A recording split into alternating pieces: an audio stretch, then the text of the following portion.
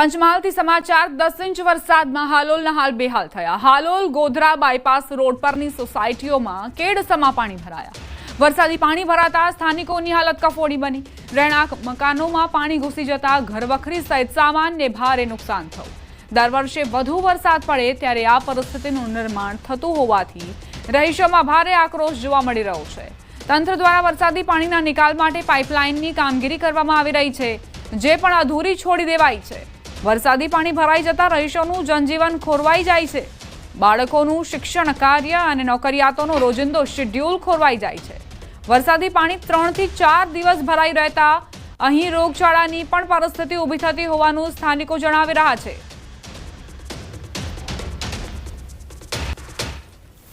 હાલોલમાં મેઘરાજાએ ધડબડાટી બોલાવી હતી અને 10 ઇંચ જેટલો વરસાદ ખાબક્યો હતો, જેને લઈને ઠેર ઠેર પાણી ભરાવાના દ્રશ્યો સામે આવ્યા હતા।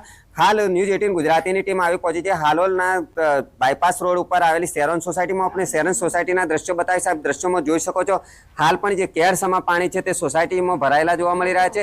આ પાણી જે રહેણાંક મકાનો છે તેમાં ઘૂસી જતા ઘરવખરી અનાજ સહિતને ભારે નુકસાન થયું છે। સાથે સાથે અહીંના જે સ્થાનિકો જણાવી રહ્યા છે તેઓના જણાવ્યા મુજબ વહેલી સવારથી જ નીચે ઉતરી શક્યા નથી અને પોતાના મકાનોમાં જ રહ્યા છે। અહીંયા બાળકોનું શિક્ષણ બગડી રહ્યું છે। સાથે સાથે જ અહીંયા જે આ કાદવવાળો કીચડવાળું પાણી એકત્ર થાય છે, જેને લઈને રોગચાળો ફાટી નીકળતો હોવાનું પણ અહીંના સ્થાનિકો જણાવી રહ્યા છે। સ્થાનિકોએ વારંવાર નગરપાલિકા તંત્રને રજૂઆત કરી છે। નગરપાલિકા તંત્ર દ્વારા અહીંયા જે પાઇપલાઇન નાખવાની કામગીરી કરવામાં આવી છે તે અધૂરી છોડી દેવામાં આવી છે, જેને લઈ છેલ્લા 10 વર્ષથી આ પ્રકારની પરિસ્થિતિનો અહીંના સ્થાનિકો સામનો કરી રહ્યા છે। અહીંયા કેટલાક જે રહીશો છે તેઓ વૈકલ્પિક વ્યવસ્થા કરીને ચોમાસાની આ પરિસ્થિતિનું નિર્માણ થતું હોવાથી પોતાના મકાનો ખાલી કરીને જતા રહ્યા છે। હાલ જે અહીંના સ્થાનિકો છે તેઓને ભારે નુકસાન થઈ રહ્યું છે।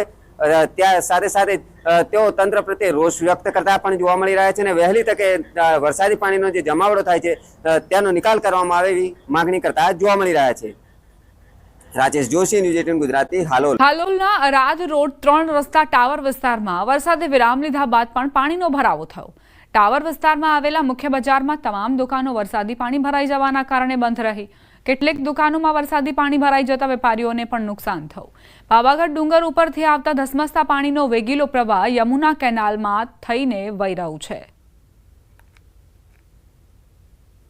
હાલોલના આરા 3 રસ્તા પાસે વરસાદી પાણીના યોગ્ય નિકાલના અભાવે યમુના કેનાલના પાણી છે તે માર્ગોમાં અને આજુબાજુના દુકાનોમાં ફરી વળ્યા હતા, જેને લઈને વેપારીઓ સહિતને ભારે નુકસાન થયું છે।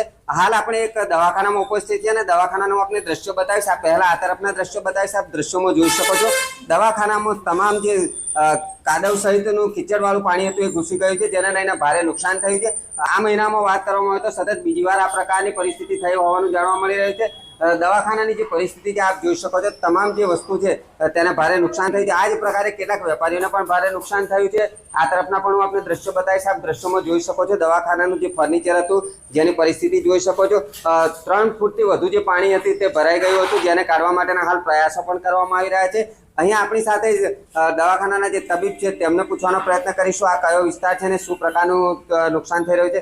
ડૉક્ટર સાહેબ, તમારું દવાખાનું કયા વિસ્તારમાં છે, કેવા પ્રકારનું નુકસાન થઈ રહ્યું છે અને હાલ શું પરિસ્થિતિ છે? હજારો રૂપિયાનું નુકસાન માનો તો ગણીને ચાલીએ। મહિનામાં બીજી વખત મને એકલાને નહીં, આજુબાજુના તમામ વેપારીઓને આ જ રીતનું નુકસાન બીજી વાર આ પરિસ્થિતિનો સામનો કરવો પડ્યો છે અમારે।